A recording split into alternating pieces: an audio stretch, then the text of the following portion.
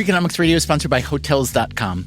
Hotels.com gives you access to hundreds of thousands of hotels worldwide. And when you join for free, you can save up to 20% instantly with member prices. Plus, every stay earns rewards. So when you book one trip, you're already lowering the cost of the next one. Hotels.com is simple, rewarding, and designed to help you get more out of every stay. Sign up for free and book today. Hotels.com. It's all in the name. Freakonomics Radio is sponsored by Amica. You know what they say, if you want to go fast, go alone. If you want to go far, go together. So go with Amica and get coverage from a mutual insurer that's built for their customers, one that looks after what's important to you together. Auto, home, life, and more, coverage that fits your unique needs. Amica helps you protect what matters most. Visit amica.com and get a quote today.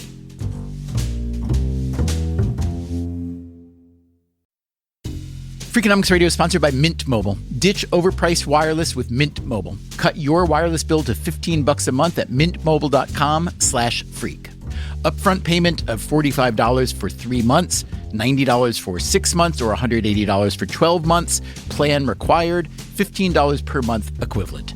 Taxes and fees extra, initial plan term only.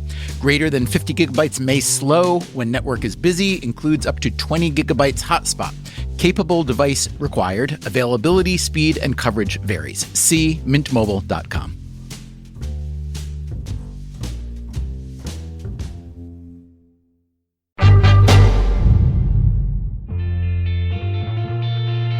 I'm Dr. James Deneen, and I'm a primary care internist at the Mass General Hospital in Boston, where I practiced for 45 years and retired from patient care in 2008. James Deneen is looking through some photographs from a long time ago. This is my sitting in Alice Neel's backyard. This is Alice beginning the portrait. Alice Neel was a painter born in 1900. Her specialty was painting people, what you and I might call portraits, but she didn't care for that word. Neel was resistant to the genre of portraiture, which she associated with status and wealth. And that's Kelly Baum. She's a curator at the Metropolitan Museum of Art. Stuffy, stiff, uninspired, overly romanticized, without a critical or radical spirit. Neel preferred to call her paintings pictures of people that are also history. Neel's pictures are always more than just the person they represent. Baum recently co-curated a massive Alice Neel retrospective at the Metropolitan Museum. It was called People Come First. The vast majority of the people Neel painted were not well known. Dr. James Deneen fits that description well. One day in the office, he said, "I'd like to paint you." So this is in early 1984. And my son and I drove down to Spring Lake, New Jersey, and she painted me in her backyard. How did Alice Neel happen to meet James Deneen, and why did she decide to paint him? Okay, let's back up. Neel had an eventful, often traumatic life. The early death of a child, another child essentially kidnapped by her estranged husband, a mental breakdown, and a couple of attempted suicides. This was all before she turned 30. She did have 2 more children. One became a doctor, the other an investment advisor. All the while, she painted obsessively. Neel had her fans, especially toward the end of her life, but her work didn't sell often or for much money. In her later years, she started suffering spells, bouts of confusion. Sometimes she would lose consciousness. She was hospitalized in New York and underwent test after test, doctor after doctor. No one could figure out what was wrong. By this time, her son, Hartley, was a radiology resident at Massachusetts General Hospital. He arranged for his mother to be examined by an internist there, Dr. James Deneen.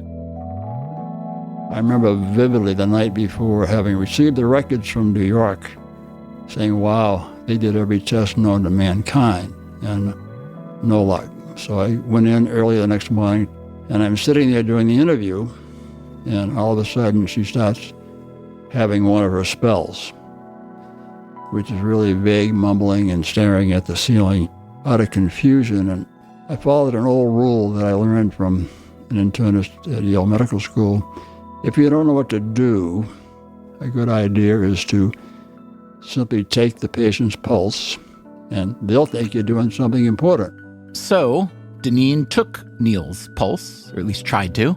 Well, lo and behold, she didn't have a pulse. So the problem was she needed a pacemaker. So we put a pacemaker in, and all the spells went away, and she henceforth considered us the golden answer to medical problems, and that's how our relationship began. That's also how Neel wound up painting James Dineen in her backyard in New Jersey. Two things I remember vividly about that experience was, one, she had absolutely no tremor. She could hold her arm extended with a fine-tip paintbrush, and there was zero tremor, which is really remarkable for a lady who was then almost 84. And the second thing I remember vividly was how smart she was. She talked nonstop.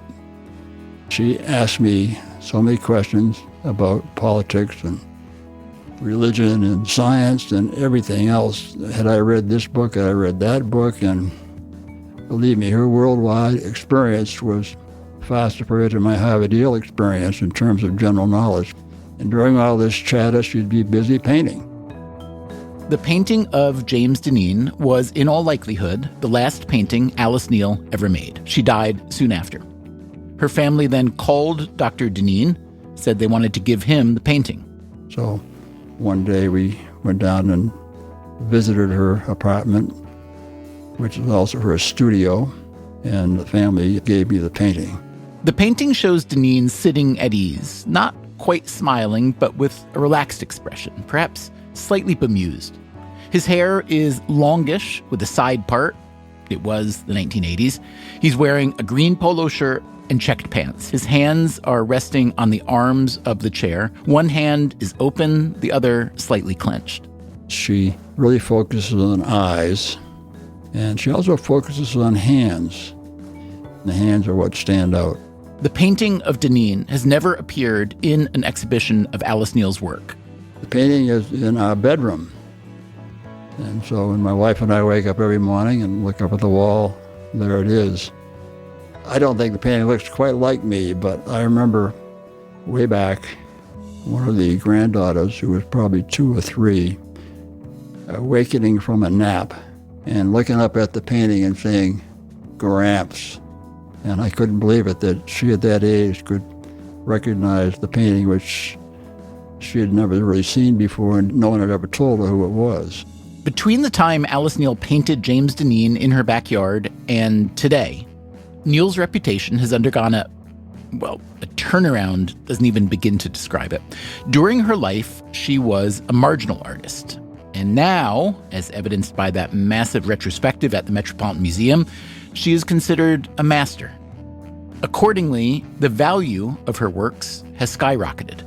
As we described in the first episode of this series, a single Alice Neel painting from 1966, and not a particularly noteworthy painting, recently sold at auction for $2.5 million. What does Dr. James Dineen think about that? Wow. Yes. Wow. It's hard to put it much better than that. Today on Freakonomics Radio, the third and final episode of a series we are calling The Hidden Side of the Art Market. In the first episode, we examined the nature of the market and the major players. It's one of the strangest markets that I have ever seen. 99.9% of the artists that you see at galleries and exhibitions, their value will never increase. The art market is a fascinating, sexy, intellectually compelling, unregulated global market. In the second episode, we looked at the market from the perspective of the artists. It is extremely unregulated and subject to all kinds of monkey business that I can't fully understand. I think the whole thing is vulgar. There's this phrase that was coined by a friend of mine called LPM, lies per minute.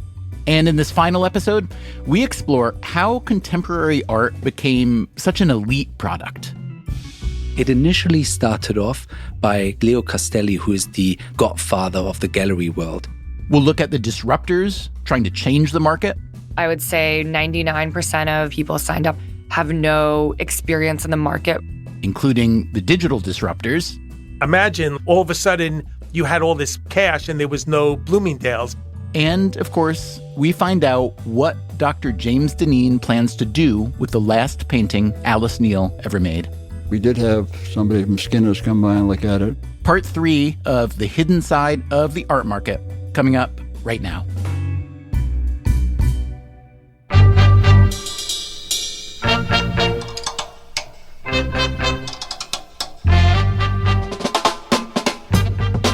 This is Freakonomics Radio, the podcast that explores the hidden side of everything, with your host, Stephen Dubner.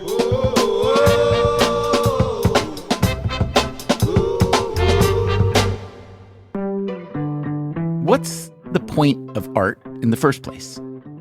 That question is too big to answer, at least for me. Our species has been making art since the beginning. Art has served religious and political purposes, propaganda purposes. It's been made as social commentary and pure aesthetic expression. And that's just from the maker's side. When you look at a piece of art or live with it, it may speak to you, even move you, though perhaps in a way that it doesn't move anyone else. What art likely wasn't meant to be was a product in a market that's become extraordinarily top-heavy. A market where a handful of top artists sell for millions of dollars, even tens or hundreds of millions, with the spoils going to billionaires, the spillover going to museums, and the public largely left out. In a given year, only 25% of U.S. adults visit an art museum or gallery. Only 20% own a piece of original art.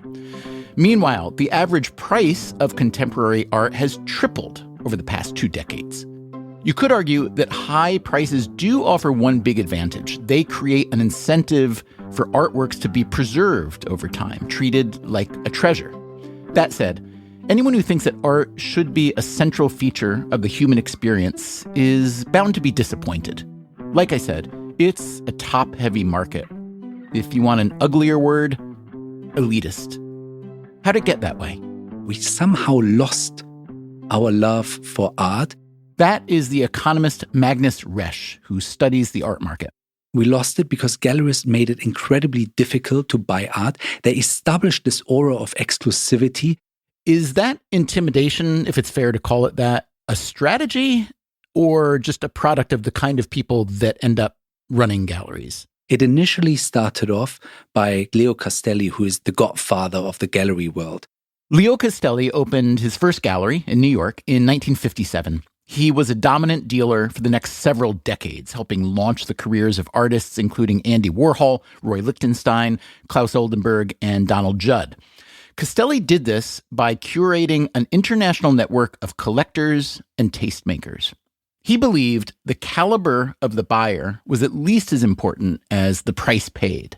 He wanted to have a conversation with potential buyers, so he didn't put up the prices. However, now gallerists have pushed it to the extreme, where they created this aura of exclusivity, which is just so not state-of-the-art anymore. I'm always fascinated when I see young gallerists trying to copy the Castelli model that might have worked 50 years ago, but it certainly isn't working anymore. And what makes Resch say this model isn't working? You have 80,000 people who go to Art Basel in Miami every year. And of those 80,000, maybe 500 people are actually buying an artwork. That's a very poor conversion. The biggest problem in the art world today is that not enough people are buying art. We need to change that. This starts with price transparency. Right now, I go into a gallery and I have no idea how much the artwork on the wall cost. I need to ask and then go through a beauty contest where the gallery director comes from the back and then looks at me and maybe tells me the price. That is not how our generation is used to buy something. I want to have all the information available immediately. Resch himself created an app meant to crowdsource gallery prices. As we heard in part 1 of this series, the app is now in limbo. We gathered over 1.5 million price points from galleries. It worked perfectly well, but then Apple shut us down because all the galleries complained. Organizations like ArtNet and Artsy have created databases that include price and ownership history for artwork sold on the secondary market at public auction, but it's still hard to get information from galleries and other sellers on the primary market. The primary market is a complete black box. Here's the good news. If you don't like the hidebound, secretive, exclusionary elements of today's art market, change may be coming. The art market is in massive disruption. That's Amy Capilazzo, formerly of Christie's and Sotheby's auction houses. She recently co-founded a firm called Art Intelligence Global. A massive amount of information available today that was not available 20, 30 years ago, even 10 years ago. But it's not just information. Technology has also affected channels of distribution. During this whole time in COVID, auction houses, galleries have been managing to transact and sell things without people actually physically getting in front of them. That's new and astonishing because one would think a work of art needs to be seen in person to fully understand and appreciate it. If that were not the case, I would just cut pictures out of magazines and tape them to my walls. But obviously there's something about the real thing that's more satisfying and more interesting. Satisfying and interesting perhaps, but also, let's be honest, more exclusive. One simple reason an original piece of artwork can be so expensive is that it's unique. That said, to Capilazzo's point, online art sales did set a record in 2020, $12.4 billion, double the previous year. Online sales now make up 25% of the total art market. So if you are an old school gallery operator, even one of the most successful in the world, these numbers will catch your attention. All of a sudden, this whole world has opened up for us. That's David Zwerner, one of the most prominent art dealers in the world. He recently launched a separate business called Platform. Platform is the marketplace, and it's a marketplace that came about last year somewhat spontaneously when everything was shut down. Platform is a hub for independent galleries to sell a curated selection of works at relatively low prices, $2,500 to $50,000. Zwerner takes a 20% commission on each sale. We realized that we had a pretty robust website that was able to communicate to a large audience, and many of the young colleagues, dealers, didn't have anything of that sort. So we invited international galleries to show artworks on our website that we helped sell for them. Unlike the typical gallery model, anyone can buy the art for sale on Platform. There is no beauty contest, as Magnus Resch put it. In fact, it's the opposite of a beauty contest, as David Zwerner discovered during the 2020 presidential campaign. In normal times, Zwerner would vet potential buyers ahead of time, and if they somehow made the cut, he'd follow up afterwards to add them to his roster of collectors. But on Platform, during the pandemic, we did a fundraiser for Biden-Harris. But we were then told that we were actually not allowed to speak to any of the buyers. That's against campaign finance law. The buying has to happen automatically. We scratched our heads and said, what do we do now? We created a Buy Now e-commerce site just for our Artists for Biden initiative. And that was a ridiculous success. I'm not allowed to say how many millions we raised, but it was millions. So your commercial practice was totally changed because of the political involvement. Very interesting, because all of us were like, what do you mean? We need to talk to the buyers. That's what we always done. And then we realized we can't. That taught me the lesson that there is a buying public out there that doesn't want to talk to me, and that there is a much bigger public out there that I had realized. Okay, so you mentioned that Platform is having other galleries come on to a site that you run. Here's what your arch rival Larry Gagosian says about Platform. I wouldn't be interested in doing something like that. It's a little bit of a wolf in sheep's clothing. My advice to smaller galleries would be to preserve your own identity and brand. Even if you can't do it at the level of a large gallery, work within your means and don't hand over your artists and client lists to somebody who might take advantage of it at some point. The somebody is plainly David Zwerner. So how do you respond to that fear-mongering? I would say it takes one to know one, right? I appreciate that he's looking at what we're doing, because it is an innovation in our industry, and it's good. The point is not at all to steal artists from younger galleries. It's an absurd assertion here. The point is to create a marketplace where young galleries that have a harder time reaching large audiences can present their work. There's one more benefit that a market-like platform may offer. So we have a pretty big climate problem out there, right? And one of the drivers of our industries, the art fairs, have pretty complicated carbon footprints and also very capital intense, especially for young galleries.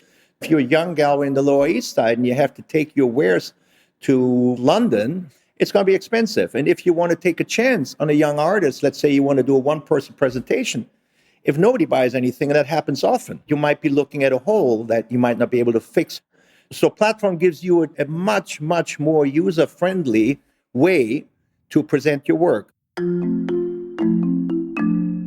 So does a platform like Platform mean the art market is looking to abandon the elite status it's spent centuries cultivating? You might think that if you squint hard enough. On the other hand, let's not kid ourselves.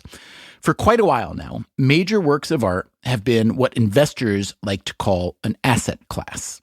Here's what the economist Canis Prendergast told us in an earlier episode in this series. Maybe 90% of the art that's sold sits in a warehouse rather than actually being seen by somebody. And some unknown share of that 90% is part of a gray and black market that uses high-end artwork for money laundering, tax evasion, and related escapades. In a recent episode we did about corruption in China, the political scientist Yuan Ang told us that art is often preferred to cash when it comes to paying bribes. Because art is valuable, but the value is subjective. And so in the event that a corrupt official is arrested, he could defend himself by saying, well, it's just a useless piece of Van Gogh or something like that. There are other, more legitimate efforts to treat art like an asset class. Consider the investing platform called Masterworks. It is privately held and is valued at more than $1 billion. Masterworks is the first platform to take a painting public effectively. That's Masha Golovina, head of acquisitions for Masterworks. We securitize artworks by filing them with the SEC as public offerings. And we make those available to retail investors, which means that anybody can invest. This may have the whiff of democratization, but you get the sense the shift is more subtle than that. A shift perhaps from the billionaire class to the investor class. We focus on the most expensive segment of the art market. 90% of transactions are estimated to be below $1 million. We focus on paintings that are 1 to 30 million. We buy from auction and we also buy privately from the auction houses. And then we speak to dealers and also individual collectors and collecting families that we have relationships with. I'm on calls probably 4 hours a day to source paintings for the company. Golovina herself studied art history and economics, worked in banking for a time, and then at Christie's auction house. I would say 99% of the 180,000 people signed up on the platform have no experience in the market prior to signing up with us. Most of our investors come to Masterworks looking for alternative investments, telling their friends about having invested in a Basquiat or a Keith Haring is much sexier than talking about a real estate investment. So investors buy a share in a particular painting that Masterworks has bought, either privately or at a public auction. The idea is that the painting will appreciate over time, which means investors' shares will also appreciate, and the profits are locked in when Masterworks ultimately sells the painting. But what happens in the interim? What happens to the actual painting that Masterworks has bought? Once we acquire the paintings, our number one priority is the physical well-being, the condition of the paintings. So they're stored in a fine art storage facility. However, we do loan paintings as we see fit. We've loaned several of our paintings out to museums in Europe, but the majority of the paintings we have are housed in a fine art storage facility. A fine art storage facility. Other people might call it something different. Maybe 90% of the art that's sold sits in a warehouse. If you care even a little bit about the art, you have to ask yourself, is this how the art market should be operating? Putting the most desirable artwork in the world into storage? Is that a desirable outcome? Coming up after the break, are there any new technologies that might really democratize the art world? Many of the NFTs have one very desirable feature, which is that it can be shown anywhere by anybody. And remember, this is the third part of our three-part series called The Hidden Side of the Art Market. If you haven't listened to the others, they are ready and waiting for you to hear them. They are episode numbers 484 and 485. You can get all past episodes of Freakonomics Radio for free on any podcast app, as well as the other shows in the Freakonomics Radio network. So get busy. We'll conclude our series on the art market after this short break.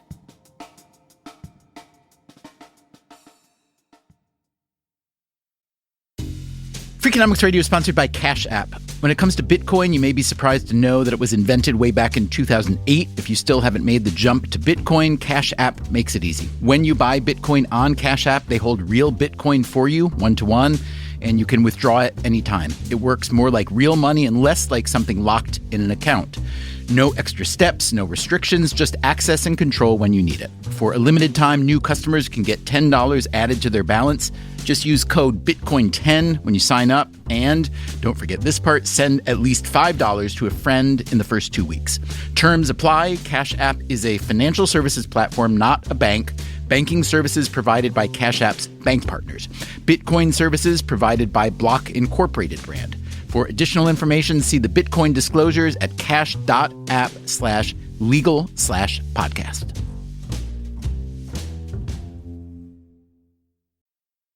Freakonomics Radio is sponsored by Figure. Did you know that 40% of homeowners own their home outright?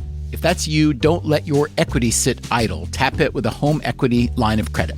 Figure, the #1 non-bank HELOC lender in the U.S., helps tap equity you've built in your home so you can do things like tackle a renovation or pay down debt. HELOC is a line of credit secured by your home. You can draw what you need, repay, and draw again. Figure offers a 100% online application. Get approved in 5 minutes and funding in as few as 5 days. It's faster than a bank loan and cheaper than a personal loan. Check your rate today without impacting your credit at figure.com/freakonomics. This post is sponsored by Figure, NMLS ID 1717824. Figure is an equal housing lender. For more information about their licensing, visit nmlsconsumeraccess.org. Figure's HELOC is subject to credit approval and terms apply. Freakonomics Radio is sponsored by Square, the business platform that helps sellers become neighborhood favorites. No matter if you're selling 3D printed art or running a design studio, Square helps you run your business without running yourself into the ground. Square was made to work on the go, so you can sell wherever your customers are. With Square, you can track sales, manage inventory, and access reports in real time, whether you're in the shop, on the go, or running things solo. Square supports every major payment method, including tap to pay, and offers instant access to your earnings through Square Checking. Sellers save an average of 44 hours per month by skipping bank transfer delays. With Square, you get all the tools to run your business with none of the contracts or complexity. And why wait? Right now, you can get up to $200 off Square hardware at square.com/go/freakonomics. That's SQUARE.com/GO/freakonomics. Run your business smarter with Square. Get started today.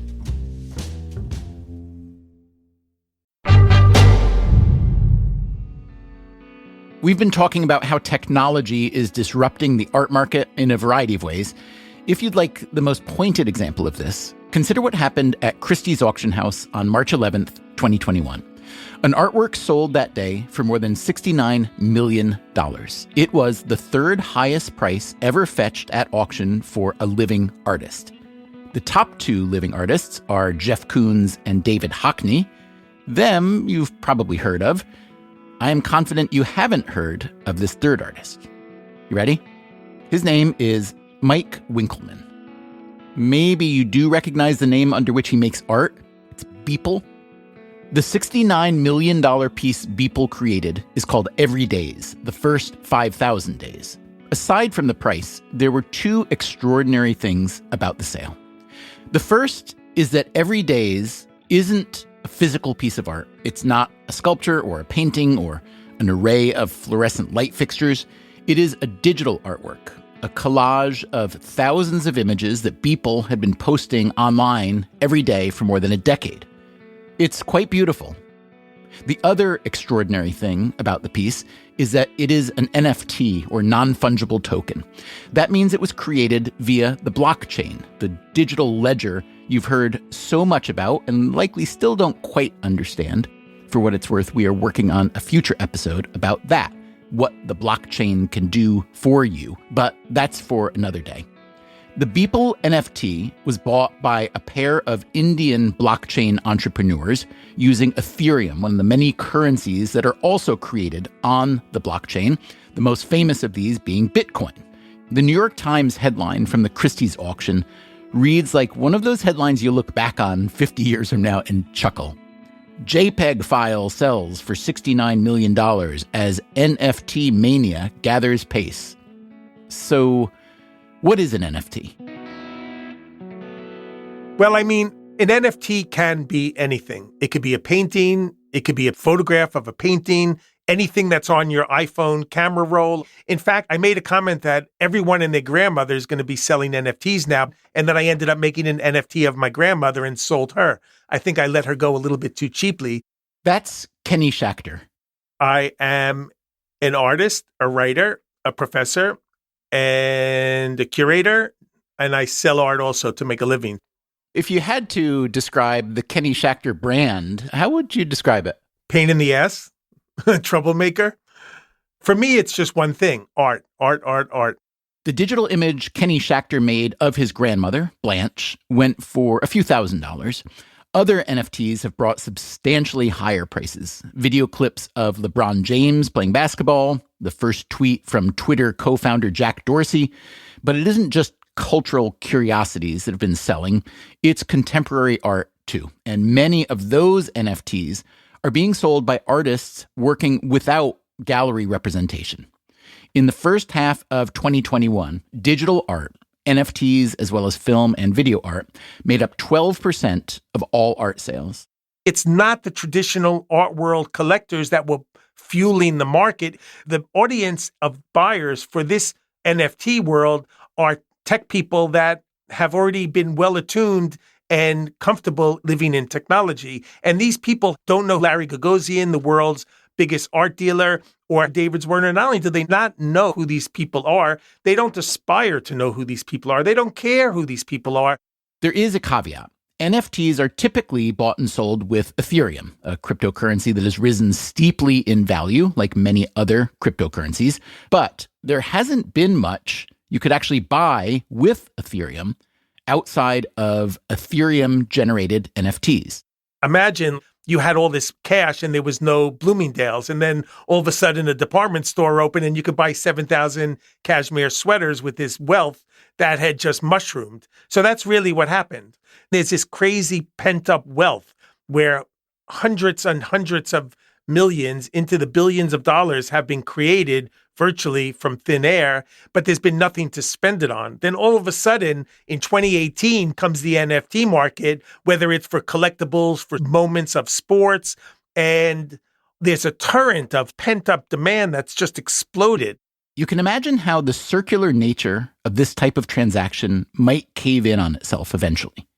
But if you look at the art market as a whole, there are a number of other functions that NFTs might serve. Here again is the economist Canis Prendergast. Many of the NFTs have one very desirable feature, which is that it can be shown anywhere by anybody. You can download it, you can show it. It's trying to democratize art in a way that happens very rarely. And you like that? I do. Blockchain, on the other hand, I feel like is swatting a fly with a hammer. And our other art economist friend, Magnus Resch. Digital art has historically been absolutely irrelevant. Nobody bought digital art. That's why it's so good that right now digital artists really getting the recognition that they deserved. Right now it's cool to be a digital artist, and you can actually make some money. Will it be lasting, and will we see a new record price for a digital artwork, NFT? I highly doubt that. Will digital artworks be the new paintings? I also doubt that. But, Resch says, on balance, it's a good development. And museums are paying attention too. Our stance is that we're seriously interested in how the NFT world works. That's Glenn Lowry, director of the Museum of Modern Art in New York. It wouldn't surprise me if we started doing some pilot projects to see how good a fit the minting of NFTs would be for us. I saw that the Uffizi is creating NFTs from some of its masterpieces. They recently sold a Michelangelo NFT for $170,000. I would think that if this were a priority for your museum, MoMA, that your collection is full of potentially billions of dollars worth of NFTs. At the moment, I'm as interested in them from a cultural perspective as I am from the point of view of their marketability. I am interested in the way in which they might help institutions make their collections more widely accessible and at the same time create new communities of users and generate some capital along the way. Although the capital for me isn't the single most important driver in the way in which NFTs can operate. Right. But since you and I are friends now, Glenn, I'm sure that if you decide to do some, let's say, Matisse NFTs, that you'll give me first shot. Absolutely. As long as you agree to match Beeple's 69 million, we're in. There's one more way in which NFTs or other digital tools may revolutionize the art market. In part 2 of this series, we discussed how artists rarely profit when their work is resold at auction, often at prices much higher than they were originally paid. There have been some attempts to remedy this in the form of artists' royalty laws, but such laws are rare, and when they do exist, they're hard to enforce. NFTs could change at least the last part of that equation. Here again is Kenny Schachter. So NFTs are issued in Ethereum because you can state the parameters. It's like a digital certificate of authenticity, which also trades as a currency. What differentiates Ethereum from Bitcoin is that Ethereum has a programmable smart contract that piggybacks on the currency itself. In the past, you would buy, like Dan Flavin made sculptures out of fluorescent light fixtures. With that sculpture, you would get a certificate of authenticity. The artist would sign the piece of paper and it would say, you have this piece called XYZ from 1962, and it's an edition of 3, and it is the evidence of your ownership. Very often, people would have the sculpture on their wall for 20 years, 30 years, and they would lose the certificate because it was just a sheet of paper. So now, this whole notion has been turned on its head, where the certificate of authenticity is what's embedded into the blockchain for perpetuity. This empowers artists to take back control away from the traditional gallery system, and it enables the artists themselves to have more of a say in the commercialization of their art. Many other markets have already been disrupted by the blockchain, the internet, the digital revolution generally. Long-standing frictions have begun to be eliminated. Just think about something as simple as how you now order a food delivery, or how you buy books, if you still buy books, or whatever you buy on Amazon. The art market, as we've been hearing throughout this series, has so much friction, much of it intentional, or at least self-inflicted, that it is plainly ripe for disruption. And there's one last change worth mentioning. We've had a massive geographic disruption. Amy Capilazzo again. This used to be largely an American and European event, but truthfully now it's a global marketplace, and Asia is just a huge and enormous participant. It sounds like you're talking about the buy side, but what about artists as well? Well, more Asian artist markets are getting their due. We've had all sorts of historical corrections for women, for artists of color, for all sorts of things that correspond with larger cultural sentiments these days, which has, in my mind, been a net positive thing for sure. It goes a little bit both ways. You have a very thirsty audience in Asia wanting masterworks. And as a net result, there's a little bit more interest in the West in what are the important artists from, the 80s in China or the 50s in Japan or the Dansakwa movement in the 70s in Korea.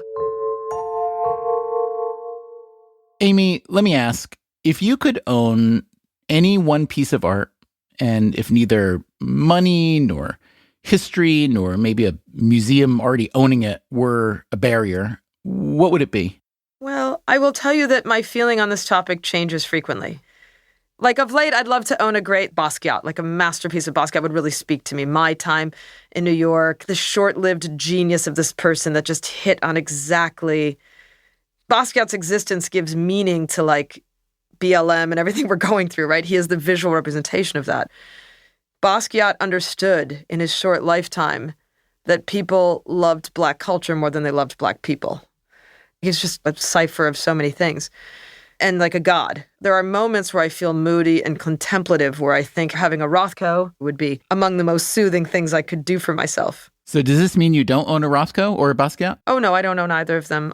I did have chances to buy Basquiat drawings, and I tried to bid on them, but they got away from me, and probably they're too expensive for me to ever consider owning now. But I do love them. I'm sorry. It's a little bit like unrequited love. Like, it's hard, but yeah. Well, let me just promise that if I ever somehow walk into someone's house and there is a Basquiat or a Rothko and I think I can get out with it under my coat, I'm going to grab it for you.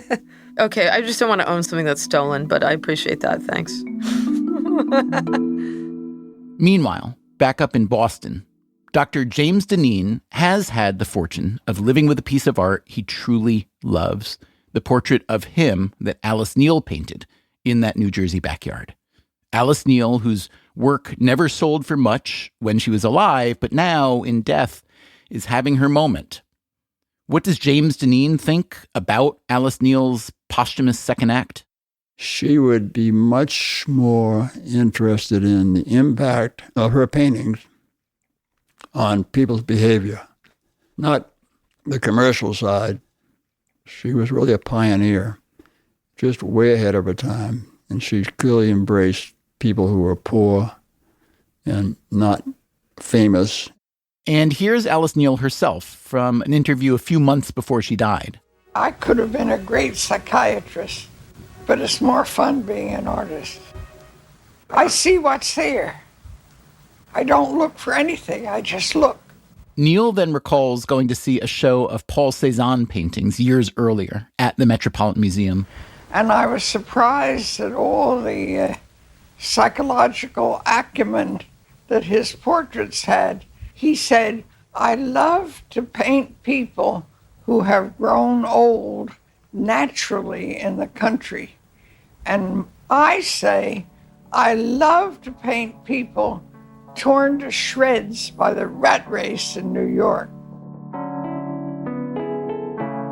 Now that Alice Neel herself has had a retrospective at the Metropolitan Museum, and now that some of her paintings have sold for millions of dollars, is James Deneen tempted to sell the last painting she made? It doesn't tempt me to sell it. It tempts me to remind the 6 children that we have that this is perhaps valuable. And I would hope they would probably sell it and donate the proceeds to some charity that Alice would embrace. It would be my hope. I don't want them to think of this as a gold mine that they can harvest and then buy a bigger condo or whatever, which is not a necessary part of life. He and his family have talked about the painting in his bedroom.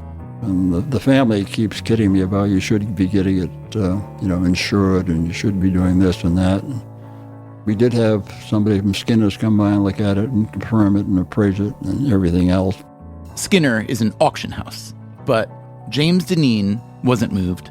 I like it in my bedroom, and I don't at all get excited about the commercial value. It's the experience, the memory is where its value is. You know, life is really the summation of all your experiences and memories, and this is one of the great ones.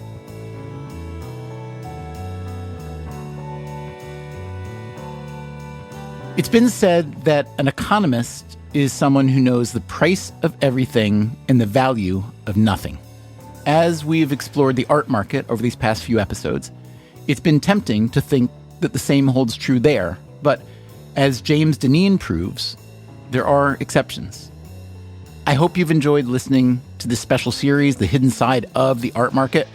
We certainly enjoyed making it. Thanks to all the artists, economists, gallerists, museum folks, and others who spoke with us. If you have some feedback to share, our email is radio@freakonomics.com. I'd really appreciate it if you spread the word about this series or any episodes of Freakonomics Radio you've liked. That is the single best way to support the podcasts you love. Coming up next time on the show, a special episode of one of our spin-off shows, Freakonomics MD. As you may know, we've been expanding the Freakonomics Radio universe, kind of like the Marvel Cinematic Universe, but with fewer superpowers. Our other shows are People I Mostly Admire, hosted by Steve Levitt, No Stupid Questions, hosted by Angela Duckworth and me, and Freakonomics MD, hosted by Bapu Jena. Next week, Bapu helps us decide, in the age of COVID, whether to throw our annual Freakonomics Radio holiday party. I mean, you could greet everybody from outdoors. You could be the bouncer, basically. That's a really good idea. Say more about that. So, first of all, you'd have to put on about 60 pounds. You'd stand outside and just, air shake everybody's hand as they walk in, and you'll be good. That's next time on the show. Until then, take care of yourself. And if you can, someone else, too. Freakonomics Radio is produced by Stitcher and Renbud Radio. This episode was produced by Morgan Levy. We had research help from Lyric Bowditch and Alina Kuhlman, and additional help this week from Jeremy Johnston. Our staff also includes Allison Craiglow, Greg Rippin, Zach Lipinski, Ryan Kelly, Mary DeDuke, Emma Terrell, Jasmine Klinger, Eleanor Osborne, and Jacob Clementi. Our theme song is Mr. Fortune by the Hitchhikers. All the other music was composed by Luis Guerra. As always, thanks for listening. I think you've had more coffee than me today. Can you tell? Can you tell? Jesus, slow down. You're exhausting me.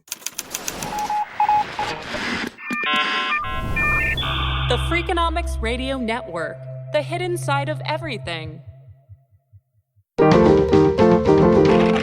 Stitcher.